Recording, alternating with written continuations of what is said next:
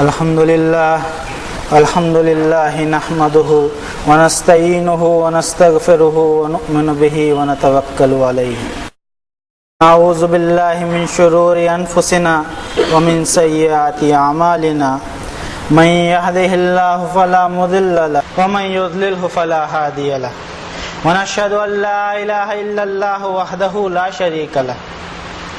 هو الذي يصوركم في الأرحام كيف يشاء. لا إله إلا هو العزيز الحكيم. ونشهد أن محمدا ابن عبد الله العربي الهاشمي الذي عبد الله ورسوله أرسله كافة للناس بالحق بشيرا ونذيرا وداعيا إلى الله بإذنه وسراجا منيرا. نرگن اور نراکار، the omnipotent, the omnipresent, the self-sufficient، ایک اکیلے ایل، ایک اکیلے ایش، ایک اکیلے الہ کی عبادت و بندگی و غلامی کا اعتراف کروں میں، قبول کر لوں میں اس حقیقت کو کہ اقال اس کی ذات. وما کننا غائبین، کسی کال میں وہ غائب نہیں، کوئی کال اور زمانہ اس سے پوشیدہ نہیں. وما کننا عن الخلق غافلین، نہ ہی کسی زمانے کی کسی مخلوق سے وہ بے خبر، ہر زمانے کی ہر مخلوق سے وہ انتہائی قریب. وہ ہر مخلوق کی ضرورت کو اس کے وقت پر پورتی کرتا ہے. اب میں چاہے اپنے غلام ہونے کا اقرار کروں یا نہ کروں، بہرحال میں غلام ہی رہوں گا.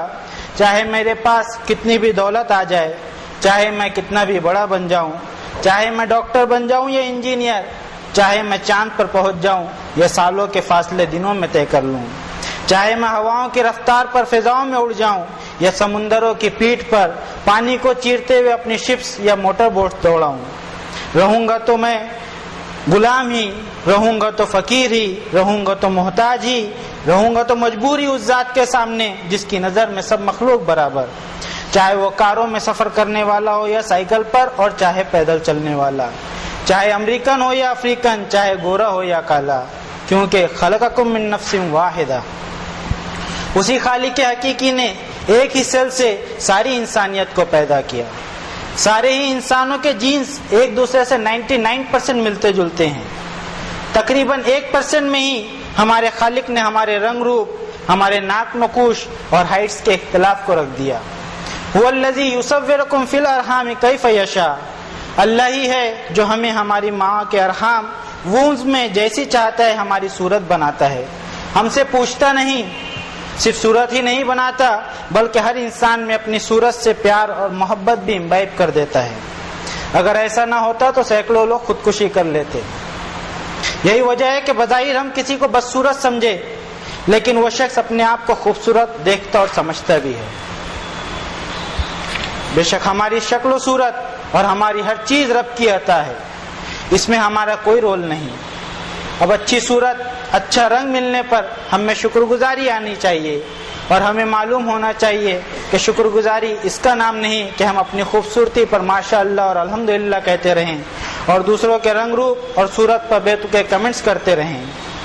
حدیث شریف میں آئی یہ دعا ہمیشہ ہمارے ذہن میں رہے: اللہم ان قلوبنا ونواسینا وجوارحنا بیدک لم تملکنا منہا شیئا.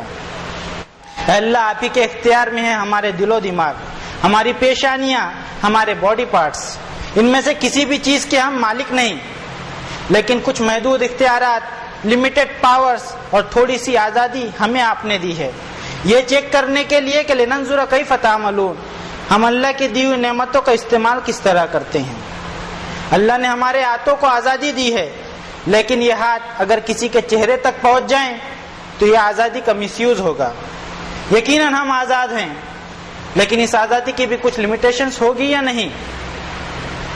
اپنے آپ کو آزاد اور پاورفل سمجھنے والے ہم انسانوں کے حال تو یہ ہیں کہ اپنی آتی جاتی سانس، اپنے دلوں کی دھڑکنوں پر ہمارا کوئی زور نہیں. اللہ چاہے تو ایک ہی پل میں دلوں کی دھڑکنیں روک دے اور ہم سارے اپائے کر کے بھی اسے واپس نہ لا سکیں. ہماری پیشانیاں اس کی پکڑ میں صرف ہماری ہی نہیں بلکہ ما من دابۃ الا هو آخذ بناصیتها. وہ چاہے تو ہماری پیشانیوں کو غیر کے در پر جھکنے سے پہلے ہی ہمیں فنا کے گھاٹ اتار دے. اسی مالک کے حکم سے ہمارے باڈی پارٹس فنکشن کر رہے ہیں.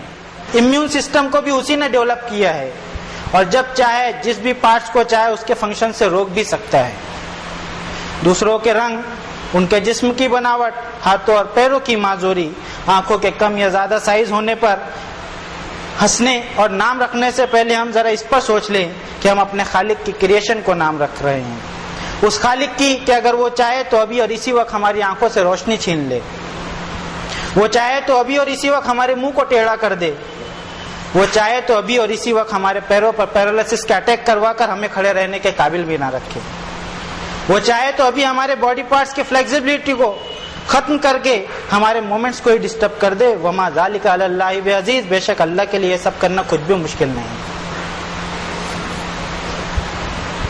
ابھی موسم میں آئے دن تبدیلی ہو رہی ہے، گرمی کے مہینے میں بھی بارش ہو رہی ہے، لیکن بے موسم بادلوں کو دیکھ کر میں نے بھی یہ سوچا کہ ھذا عارض ممطرنا، یہ تو بادل ہے جو ہم پر برسیں گے یا بغیر برسے چلے جائیں گے۔ لیکن کبھی میں نے یہ نہیں سوچا کہ ریح فیہا عذاب علیم تدمر کل شیء بامر ربھا، کہ بن موسم بارش اور زبردست طوفان میری بدعمالیوں کی وجہ سے کہیں میرے رب کا عذاب تو نہیں۔ میں نے کبھی نہیں سوچا کہ کلاؤڈ برسٹ ہو کر یہ بادل مجھ پر پھٹ بھی سکتے ہیں۔ اونلوں کا برستا دیکھ کر میں نے کبھی نہیں سوچا کہ امطرنا علیہا حجارۃ من سجیل، حضرت لوط کی قوم پر جس طرح اللہ نے پتھروں کی بارش کی، ویسے ہی ان بادلوں سے پتھر نما اولے بھی برس سکتے ہیں۔ تیز ہواؤں کے چلنے پر میرے دل میں کبھی خیال نہیں آیا وَأَمَّا عَادٌ فَأُهْلِكُ بِرِيحٍ صَرْصَرٍ عَاتِيَةٍ، کہ حضرت ہود کی قوم کو جس طرح طوفانی ہواؤں کے ذریعے ہلاک و برباد کیا گیا، ویسے ہی یہ ہوائیں طوفان کا روپ نہ لے لیں۔ جھلسا دینے والی گرمی کو موسم میں میں نے موسم کا روٹین سمجھا، اسے دیکھ کر مجھ میں جہنم کی گرمی سے بچنے کی کوئی فکر پیدا نہیں ہوئی، کیونکہ میں بے فکر ہو گیا ہوں۔ میں اپنے اعمال پر مطمئن ہو کر خوش اور اترا رہا ہوں۔ میں نے سوچا کہ میرا نام مسلمانوں جیسا ہے، میں اتنی نمازیں اور قرآن شریف پڑھتا ہوں، اور اس طرح میں نے خود ہی اپنے سے یہ فیصلہ کر یہ لیا کہ میں پاس ہو گیا ہوں۔ فیل ہونے کی فکر میری دور ہو گئی ہے۔ مجھے لگتا ہے کہ پاسنگ مارکس تو کیسے بھی میں حاصل کر ہی لوں گا۔ مجھے اپنے آپ پر پورا بھروسہ ہے، لیکن اللہ کی کتاب کو پڑھ کر بھی میں بھول گیا کہ جنت میں میرا داخلہ میرے اعمال کی بنیاد پر نہیں بلکہ میرے رب کے رحم کی وجہ سے ہوگا، اور یہ اسی رحیم کریم اور حلیم رب کی شان ہے کہ میری بار بار کی غلطیوں پر بھی مجھے سدھرنے کے موقع فراہم کر رہا ہے۔ وَلَوْ يُؤَاخِذُ اللَّهُ النَّاسَ بِمَا كَسَبُوا مَا تَرَكَ عَلَى ظَهْرِهَا مِن دَابَّةٍ وَلَكِنْ يُؤَخِّرُهُمْ إِلَىٰ أَجَلٍ مُّسَمًّى فَإِذَا جَاءَ أَجَلُهُمْ فَإِنَّ اللَّهَ كَانَ بِعِبَادِهِ بَصِيرًا، اور اگر اللہ ہر ایک کی اس کے گناہ پر فوراً پکڑ کرنے لگے تو اس دھرتی پر ایک بھی مخلوق باقی نہ بچے۔ اب جو باقی بچے ہیں وہ صرف اس لیے ہے کہ اللہ نے ہر ایک کو اس کے وقت مقرر رکھتا چھوٹ دے رکھی ہے، اور جب مخلوق کا مقرر وقت پورا ہو جاتا ہے تو پھر کسی کو ایک پل کی بھی مہلت نہیں دی جاتی، اور اللہ کے علم میں اس کی ہر مخلوق کی ساری حرکتیں قید ہیں۔ میرا رب میری حرکتوں پر مجھے پکڑ نہیں رہا ہے اور مجھے چھوٹ دے رہا ہے، تو میں سوچتا ہوں انما نملی لہم خیر لانفسہم، میں یہ سوچ رہا ہوں کہ یہ میرے لیے بہتر ہے، میں بالکل صاف ستھرا ہوں، میں بڑا نیک ہوں، لیکن میرے دل میں کبھی یہ خیال نہیں آیا کہ یہ جو چھوٹ مجھے میرے رب کی طرف سے مل رہی ہے کہیں ایسا تو نہیں انما نملی لہم لیزدادوا اثما ولہم عذاب مہین، در حقیقت ہم انہیں ڈھیل اور چھوٹ اس لیے دے رہے ہیں کہ وہ گناہ میں آگے بڑھتے جائیں۔ اللہ میں پناہ میں آنا چاہتا ہوں اس بات سے کہ میں گناہ میں بڑھتے جاؤں۔ اللہ مجھ میں یتوبون من قریب ہی سے پلٹ آنے کی کیفیت پیدا ہو جائے، وَلَمْ يُصِرُّوا عَلَىٰ مَا فَعَلُوا پر میرا عمل ہو، اور میں اپنی غلطیوں پر اصرار نہ کروں، نہ ہی کسی طرح کا کوئی ایکسکیوز اور جسٹیفیکیشن ہی دوں، بلکہ جیسے مجھے احساس ہو یا کوئی مجھے میری غلطی خطا اور بھول چوک سے واقف کرائے تو میں فوراً اپنی غلطیوں اور گناہوں کا اعتراف کروں، کیونکہ غلطیوں اور گناہوں کا سفر جتنا طویل اور لمبا ہوتا جائے گا واپسی اتنی ہی دشوار اور مشکل ہوتی جائے گی۔ اللہ میں اپنی ساری بدعمالیوں اپنی ساری بری عادتوں سے پلٹ کر آپ کی طرف آتا ہوں، اور آپ ہی سے دعا کرتا ہوں کہ آپ مجھے ہدایت دیجیے سیدھے راستے کی اور اس پر تا زندگی چلتے رہنے کی۔ دن میں کم از کم 50 بار اس دعا کو مانگنے کا جو سلیقہ مجھے آپ کے آخری نبی حضرت محمد صلی اللہ علیہ وسلم نے سکھایا اس پر میں مشکور ہوں، کیونکہ مجھے شیطان کا یہ قول بھی آپ کی آخری کتاب کے ذریعے پتہ چلا کہ لَأَقْعُدَنَّ لَهُمْ صِرَاطَكَ الْمُسْتَقِيمَ ثُمَّ لَآتِيَنَّهُم مِّن بَيْنِ أَيْدِيهِمْ وَمِنْ خَلْفِهِمْ وَعَنْ أَيْمَانِهِمْ وَعَنْ شَمَائِلِهِمْ وَلَا تَجِدُ أَكْثَرَهُمْ شَاكِرِينَ۔ ابلیس نے اپنے رب کی نافرمانی کرتے ہوئے کہا کہ میں آدم کی اولاد کو بہکانے کے لیے تیرے سیدھے راستے پر بیٹھوں گا اور میں ان کے آگے پیچھے دائیں بائیں ہر طرف سے ان پر اپنے داؤ چلاؤں گا اور ان کی اکثریت تیری ناشکری ہوگی۔ میرے لیے سب سے بڑا جو خطرہ ہے وہ ہے شیطان، کیونکہ جس راستے کو میں نے چنا ہے اسی راستے پر اس نے اپنا ڈیرا ڈالا ہوا ہے۔ وَلَأُضِلَّنَّهُمْ وَلَأُمَنِّيَنَّهُمْ وَلَآمُرَنَّهُمْ، کیا پتہ کب کس داؤ کے ذریعے مجھے بڑی خوبصورتی سے صراط مستقیم سے ہٹا دے، کبھی شہرت کی لالچ دے کر، کبھی نام و نمود کی خواہش جگا کر، کبھی خود کی اعلیٰ ذہانت کے نام پر وہ مجھ میں شکر کی بجائے فقر کے بیج بو دے۔ میں منہ سے تو اللہ کا نام لیتا رہوں اور اپنے آپ کو شکر گزار بھی سمجھتا رہوں، لیکن یہ شکر گزاری میرے عمل سے نہ جھلکے۔ اور جب ایک انسان میں شکر گزاری صرف منہ تک رہے تو اس کے دل میں فخر اور پرائڈ دھیرے دھیرے اپنی جگہ بناتا چلا جاتا ہے اور انسان شیطان کے نکوش پر دوڑنے لگتا ہے۔ ابلیس کو اللہ تعالیٰ نے حکم نہ ماننے کے بعد بھی اپنی حرکت سے توبہ کرنے کا موقع دیا تھا، لیکن اس نے اس موقع کو گنوا دیا کیونکہ اس میں فخر نے اپنی جگہ بنا لی۔ قال انا خیر منہ، وہ اپنے آپ کو سپر سمجھنے لگا، اور انسان اسی شیطانی نکوش پر چل کر اپنے آپ کو دوسروں سے الگ اور سپر سمجھتا ہے۔ تھوڑا سا پیسہ آنے پر، تھوڑا سا علم آنے پر، تھوڑی سی طاقت آنے پر اپنے آپ کو اس کا حقدار سمجھتا ہے، اسے رب کی عطا نہیں سمجھتا بلکہ اپنے بازوؤں اور اپنے دماغ کی اپج سمجھتا ہے۔ یہی وجہ ہے کہ انسانیت کے بارے میں رب کا فرمان ہے وَلَقَدْ صَدَّقَ عَلَيْهِمْ إِبْلِيسُ ظَنَّهُ فَاتَّبَعُوهُ إِلَّا فَرِيقًا مِّنَ الْمُؤْمِنِينَ۔ اور یقیناً انسانوں کی اکثریت نے ابلیس کی اتباع کرتے ہوئے ابلیس کے اس گمان کو 100% سچ ثابت کر دیا جو اس نے اپنے مالک کے حضور کہا تھا کہ وَلَا تَجِدُ أَكْثَرَهُمْ شَاكِرِينَ، لیکن ایک بہت ہی قلیل اور چھوٹی سی تعداد ہے جو اس کے داؤ سے بچ کر اپنے رب کے ساتھ ایماندار رہے۔ ہم میں سے ہر ایک اپنے ذوق میں خود یہ سوچتا ہے کہ شکر گزاروں کی اس چھوٹی سی تعداد میں وہ شامل ہے، پر حقیقت تو اللہ ہی کو پتہ ہے۔ اس کے برخلاف حق بندگی یہ ہے کہ انسان اپنی غلطیوں پر اپنے جد امجد حضرت آدم علیہ السلام کی اتباع کرتے ہوئے فوراً معافی مانگ لے، مگر ہمیں لگتا ہے کہ ہم غلطی کرتے ہی نہیں، ہم سے کسی کی حق تلفی ہوتی ہی نہیں۔ بزنس تو ہم پوری ایمانداری سے کرتے ہیں، نوکری میں بھی ہم بالکل ایماندار ہیں، اور اللہ کی نوازش پر ہم یہ سوچتے ہیں کہ اللہ ہم سے خوش ہے، لیکن حقیقت یہ ہے کہ ہماری مقررہ مدت تک ہمیں چھوٹ ملی ہوئی ہے۔ ہم میں سے ہر ایک اپنے من سے خود ہی پوچھے کہ کیا واقعی ویسا ہے جیسا وہ بول رہا ہے؟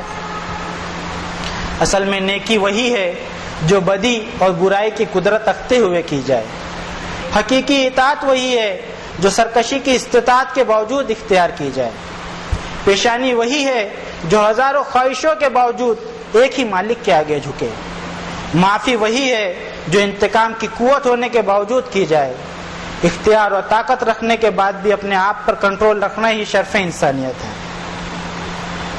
لیکن ایک انسان کو یہ ساری چیزیں ہمیشہ یاد نہیں رہتی، بہت جلد وہ دنیا کی رنگینیوں میں گم ہو جاتا ہے، دنیاوی عیش و آرام اسے اپنی طرف اٹریکٹ کر جاتے ہیں، وَإِذَا مَا غَضِبُهُمْ يَكْفُرُونَ پر وہ قائم نہیں رہ پاتا، بہت جلد وہ اپنا ٹیمپر کھو دیتا ہے، اس کی زبان بڑی جلدی بے لگام ہو جاتی ہے، بارہا اس کے قدم لڑکھڑا جاتے ہیں، کبھی اس کے ذہن میں آتا ہے کہ کوئی اسے اس کے بارے میں سوال نہیں کرے گا، کبھی اس کا نفس اسے ابھارتا ہے کہ تھوڑا سا خراب عمل کر لے بعد میں صحیح بن جانا، کبھی اپنے ہر عمل کا جسٹیفیکیشن اس کے پاس ہوتا ہے، لیکن اصل انسان وہی ہے جو اپنے فور فادر حضرت آدم کی اتباع کرتے ہوئے قریب ہی سے پلٹ آئے، نہ کہ اپنے ازلی دشمن شیطان کے نکوش پر چل کر اپنے رب کی ناراضی مول لیں۔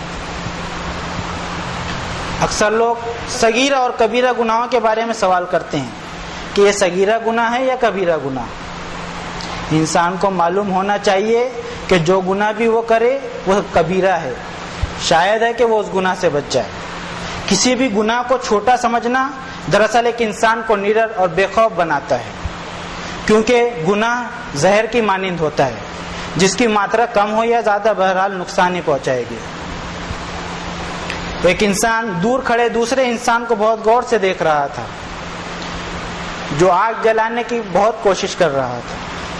اس شخص نے دیکھا کہ وہ شخص ایک لکڑی کے بڑے گولے کو جلانے کی بہت دیر سے کوشش کر رہا ہے، لیکن وہ گولا آگ پکڑ نہیں رہا. کافی دیر بعد اس شخص نے پہلے چھوٹی چھوٹی لکڑیوں کو جلایا تاکہ اس کی آگ سے وہ بڑی لکڑی کا گولا جل جائے. یہ منظر دیکھ کر دور کھڑا وہ شخص فوراً اپنے رب کے حضور سجدے میں گر گیا کہ میں جنہیں چھوٹے گناہ سمجھ کر لائٹلی لے رہا ہوں، کہیں یہی گناہ مجھے بڑے گناہ میں ملوث نہ کر دے. الذین یجتنبون کبائر الاسم والفواحش الا اللمم، جو لوگ بچتے رہتے ہیں بڑے بڑے گناہوں سے اور ہر قسم کی فحاشی اور بے حیائی سے، ایون دو چھوٹی موٹی لغزشوں سے بھی، الا یہ کہ قدم لڑکھڑا جائے، کچھ غلطی اور بھول چوک ہو جائے، لیکن اپنی اس بھول چوک پر بھی یہ سوچ کر کہ ان ربک واسع المغفرہ، ہمارے رب کی مغفرت بڑی وسیع ہے، وہ ولم یصروا علی ما فعلوا، اپنی کوتاہی اور بھول چوک پر اڑے نہیں رہتے، اصرار نہیں کرتے، بلکہ فوراً اپنے رب سے معافی مانگنے لگتے ہیں. ہم بھی اپنی دانستہ اور نادانستہ تمام غلطیوں، کوتاہیوں اور بھول چوک پر اپنے مالک سے معافی مانگتے ہیں. نستغفر اللہ ربنا من کل ذنب ونتوب الیہ. ربنا لا تزغ قلوبنا بعد إذ هديتنا وهب لنا من لدنك رحمة إنك أنت الوهاب. بارك الله لنا ولكم في القرآن العظيم ونفعنا وإياكم بالآيات والذكر الحكيم إنه تعالى جواد كريم ملك بر رؤوف رحيم. أقول قولي هذا وأستغفر الله لي ولكم ولسائر المؤمنين فاستغفروه إنه هو الغفور الرحيم.